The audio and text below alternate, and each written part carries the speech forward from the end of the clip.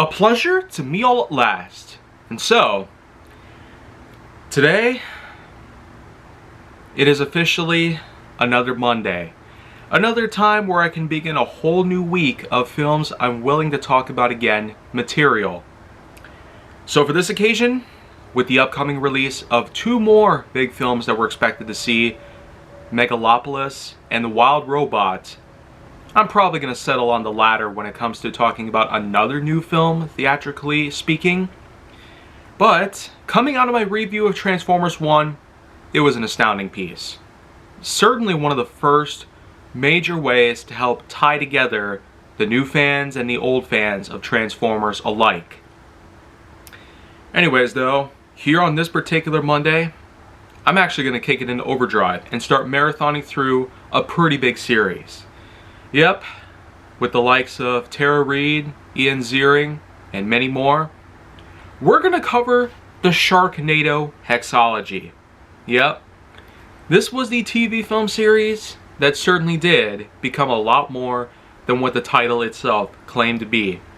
A somewhat cheaply made series of movies which basically center around two commonly focused disasters: tornadoes and shark attacks. By combining the two things into one, it created a really big franchise. One that lasted for 6 straight years. And with 6 films to cover, there's a lot that I've talked about the Sharknado series.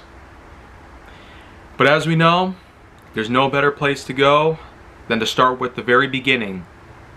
In summer of 2013, at around the same time we got other big blockbusters such as Pacific Rim, Sharknado was indubitably a TV movie that certainly did become a big hit. So big, they basically sold off to a majority of streaming networks, including Netflix. And over the years, the sequels just kept coming on and on and on, and I never wondered when would it ever end. But besides the fact that the Sharknado title implies a lot of different things, it might as well just be like one of those crazy, cheaply made films starring well-known actors. But the inclusion of Ian Ziering and Tara Reid in a film like this actually did help to boost a lot of popularity and even help create more influence. In the modern days, when monster movies and disaster movies were basically just all over the place. And while some of the best examples of either such franchise or genre related topic will in fact go to some contenders, like in the case of Twister films, I will say, Twisters, which was something that came out not too long ago, that was definitely something that made sure the best of the tornado films always goes to the ones that have been around the longest. And like I said, I will talk a bit more about the original pretty soon. First though, Sharknado. Of course we know that shark-related films have also been around for a pretty long time, albeit with the Jaws films from Universal, as well as many others that came along, like Deep Blue Sea, and who could even forget the Megalodon films starring Jason Statham. Anyways though, I feel like it's about time that the Sharknado films come around in this series, because I haven't touched up on them for a while, and it's probably for good reasons. I basically abandoned them after part 4. But you know what? There was a part 5 and a part 6 that came along, which focused more on a global catastrophe and even time travel. Yeah, it only leads you to wonder, could they have gotten even bigger, like a universal scale or a cosmic wipeout relating to Sharknadoes? Could there have been anything associated with, let's say, even grander scales than just the world or time itself? Thankfully they stopped after that point. Part 6 came and went and proved to be quite a flop. But in all seriousness, the first Sharknado film is probably the best way to start things off. As mentioned before, we do have Ian Ziering and Tara Reid, but there's also many other actors involved in this film, such as John Hurd. Yeah, that's right. From Home Alone himself, John Hurd does make quite a bit of a comeback in this series of films, but he unfortunately doesn't last too long. He basically plays a drunken old man in a bar named George. And believe it or not, this guy is a bit of a perv, because when it comes to other characters, you have Cassie Cerbo, as well as Jason Simmons and Adrian Bustamante. And many other different members of the cast also come around to something like this. But in all seriousness, all these characters do seem to be on the bit of a generic side, which isn't that surprising given the fact that the magnitude of such movies like this have been around for a long time. We know that Roger Corman was certainly a good way to keep these kind of monster movies going even after quite a long time had passed. I mean, Dino Shark, for instance, seemed like something that was totally generic and mediocre, but it actually did work because that was sort of the magic of what Corman himself could basically influence in his films, even in the present day. But in the terms of Sharknado, being something that was a bit different, with Anthony C. Ferrante directing the whole thing and Thunder Levin writing the film, it really gives us a whole lot of new questions. Even the storyline / description of the film does dictate, against all logic and the laws of nature, an unprecedented hurricane off the coast of Mexico rips off a ravenous shiver of sharks, making its way towards southern California. So I feel like that, with all these things put together, how does the whole film work out? Well, it's quite simple, really. You have all the different characters, whom first, we have ourselves a prologue. It basically takes place on a certain boat out in the middle of the ocean.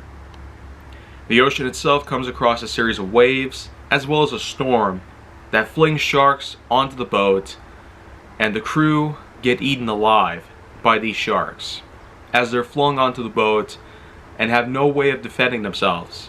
We then cut to the coast of Southern California, which is basically where we get to meet the characters of Finn Shepard as well as Boz, whom is basically an Australian friend of his that he's had for some time. We also get to come across a bartender known by the name of Nova, whom, as attractive as it sounds, she unfortunately is not really a fan of one of her biggest repeat customers known as George, played by John Hurd. And the thing is, when all things do seem to take on a certain turn, it unfortunately does start to get ugly. Because they're situated on a nearby pier, which is loaded with all sorts of commodities. A small theme park is located, and when the storms start raging in, Finn announces that his bar is going to be closing down for the day due to these storms. But it doesn't stop there, because Nova grabs a nearby shotgun, and even George joins in on the fight against the Sharknado itself, because this storm apparently was little more than something not out of the ordinary. And even when they do manage to win the fight, it only gets worse from then on out. They then organize a Toyota Land Cruiser and take on a little drive in order to go further inland in order to head to Beverly Hills, which is where his ex-wife, known by the name of April Wexler, the author of a certain novel, is apparently at, alongside Finn's own daughter, Claudia. And the thing is, because they're located that far inland, they didn't think that the storm would get so bad that it would start ripping through that area entirely. But boy, were they wrong. Not only were the roads flooded, sharks were coming in from everywhere, and there were all sorts of crazy events that transpired, including a trapped dog in a car, and the unfortunate loss of life, including George himself. It all basically boils down to, how much worse could it get? It really does bring about an unprecedented series of paranoia that no one would ever think to come across. But in movies like this, that's probably what's to be expected.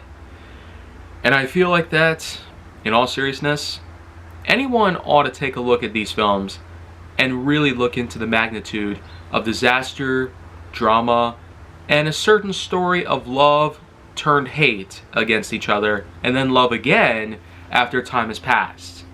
Yeah, and the thing is, if you really are that obsessed over the likes of Tara Reid and Ian Ziering, then these movies are basically up your alley. However, the way I see it, it's a bit on the generic side.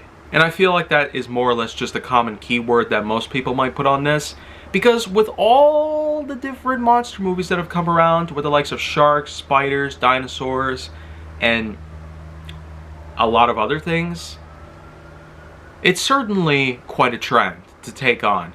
And the year 2013 was pretty much at the height of when modern kaiju films were circulating around the United States. And it was also because of the success of Pacific Rim that helped make people in the United States well aware of the term kaiju and what it traditionally means, which is basically giant monster.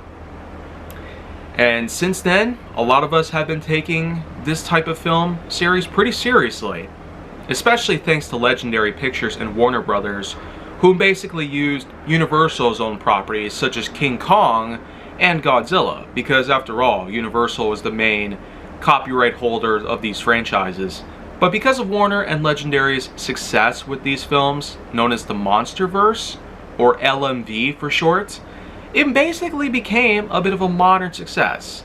And it sure is going to keep on getting better, because in 2024 alone, we did get a sequel to Godzilla vs. Kong, which certainly was an amazing hit for March 2024. Amongst many other blockbusters we got that same month, like Kung Fu Panda 4 and Ghostbusters Frozen Empire. So, safe to say that this year we've had some really big success in terms of new films. But hey, here in September, we have similar things going on. And with Beetlejuice being the best thing that I've seen, period, especially since The Bad Guys, it really makes me wonder, how much bigger and better could things possibly get with newer films? I guess only time will tell. Anyways though, Sharknado does eventually get us to the point where in Beverly Hills, apparently the waterways and even the pool of the Wexler Shepherd household does have sharks crawling around in it. It really shows that the storm is actually worse than they anticipated. The bar not only needed to be closed down, but it also should have been fortified and possibly spared from a certain destruction. Anyways though, even inside the house, things just don't get better from there, because Claudia basically has someone who is around. And this guy, oh man. We're glad that he eventually gets himself killed. Because he doesn't need to be with April, he doesn't need to be with Claudia, he doesn't need to be with anybody. He's just a creep. But when they do fight their way out of the house and get back inside the Land Cruiser, some time passes where some more questionable decisions are made, and even a rescue operation aboard a school bus ensues. And even when they make it out of all that, all the kids are safely evacuated from the zone. However, the driver ends up getting crushed by a piece of the Hollywood sign. Yeah, who would have thought? Hollywood came and killed a man. Even after all that, it really does get even worse, because the Land Cruiser eventually explodes, and they happen to be stranded in a certain spot where they need to find a new ride. They go to a nearby gas station, pick up some supplies, and eventually come across a certain Hollywood car alley. Apparently, it's a little shop where people can buy cars used in various films. They come across a sick modded Hummer, which has its own nitrous, which was handy in allowing them to escape the nearby police when they enter a restricted area. And so, eventually they reach the airfield in which that Finn's son is located. And when they rescued him, as well as all the other students that are still inside, the storm once again comes around and starts taking more lives. The crew managed to find their way to a nearby retirement home, while the likes of Nova, as well as the son of Finn Shepard himself, they get onto a helicopter after some time of training with one, so that way they can effectively take down all three of the tornadoes in the area, utilizing a special series of bombs that were handcrafted in order to specifically neutralize the temperature equity situated within each of the tornadoes. By basically overheating the tornadoes, it basically allows them to dissipate. Yeah, unlike what we got in the Twister film, this was certainly a different type of event. And it's true that different temperature changes can allow a tornado to either form or dissipate in the air. And in this movie, they sure do take effect of that known fact, that with temperature changes, especially with cold fronts and warm fronts colliding together to create the everlasting whirlwinds from the skies, they are able to effectively take down 2 of the tornadoes. However, the third one is a bit too powerful for them. The bomb is not nearly as strong as they suspected. They try to head back to base to find more. However, Nova ends up slipping and falling and getting chomped up by one of the sharks. Yeah, the helicopter eventually crashes, and Finn tries to solve the problem himself. All the explosives he has left now are in the Hummer.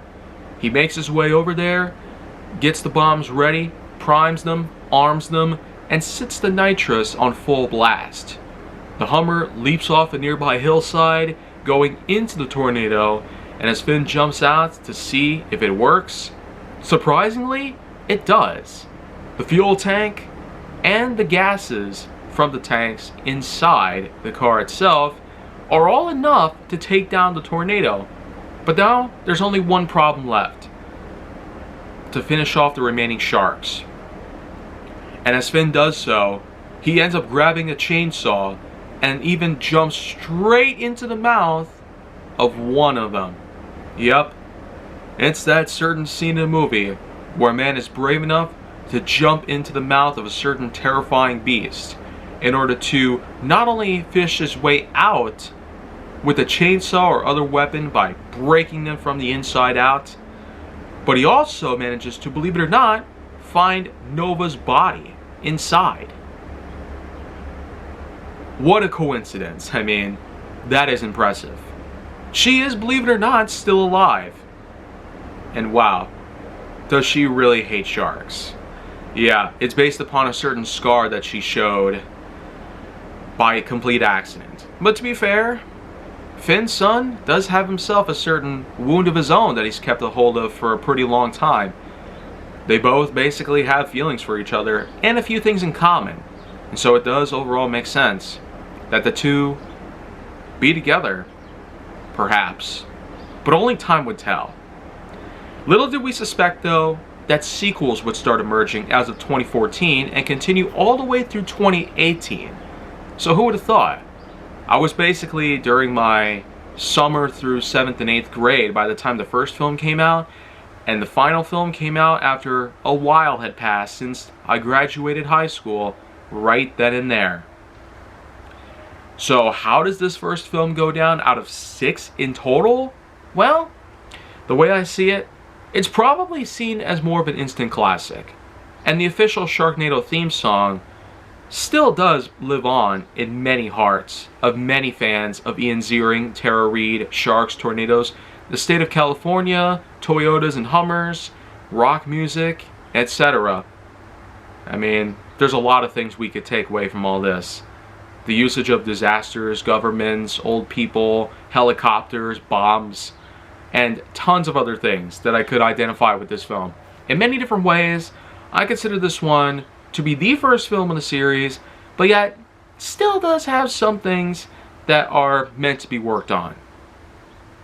It still does do a pretty good job at what it is, though, and it sure does stand up well to its own title. It's a Sharknado. It is a tornado with sharks inside, albeit they had 3 of them by the end of the film. So that's basically triple the value of the name itself. And for that reason, let's give it a good 8.3 out of 10.1. So with that in mind, I'm going to browse through all the sequels starting tomorrow and continue all the way through part 6. And then and only then will I have the privilege to take on The Wild Robot in theaters when it comes out this Friday.